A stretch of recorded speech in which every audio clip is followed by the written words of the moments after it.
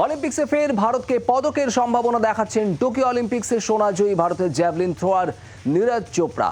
বৃহস্পতিবার অর্থাৎ আজ রাতে সোনার লড়াইয়ে নামছেন তিনি, ফলে তাকে ঘিরে চড়ছে প্রত্যাশার পারদ।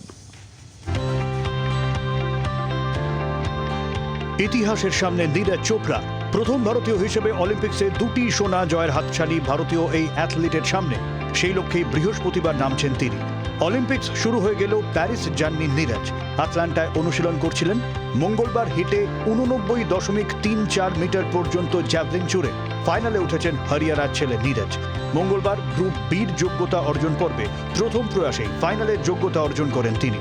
দূরত্ব দেখে অনেকেই ধরে নিয়েছেন ফাইনালে 90 মিটার অতিক্রম করবেন নীরজ। তবে নীরজ চোপড়া সেসব নিয়ে ভাবতেই চান না।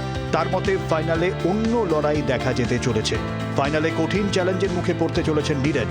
চেক প্রজাতন্ত্রের ইয়াকুব বাদলেচ, পাকিস্তানের আরশাদ নদিম, জার্মানির জুলিয়ান ওয়েবারকে হারাতে পারলেই সোনা জিতবেন তিনি। টোকিও অলিম্পিক্সে নীরজ সোনা জিতেছিলেন 2021 সালের 7ই আগস্ট। 3 বছর পর প্যারিস অলিম্পিক্সে নীরজের ফাইনাল 8ই আগস্ট, অর্থাৎ 3 বছর 1 দিন পর আরও একবার সোনা জয়ের সুযোগ তার সামনে। গতবারের মতো এবারও কি সোনা আনতে পারবেন নীরজ? দেখা সময়ের অপেক্ষা। ব্যুরো রিপোর্ট, জি 24 ঘন্টা। বাংলার আওয়াজ, বাঙালির আবেগ, জি 24 ঘন্টা।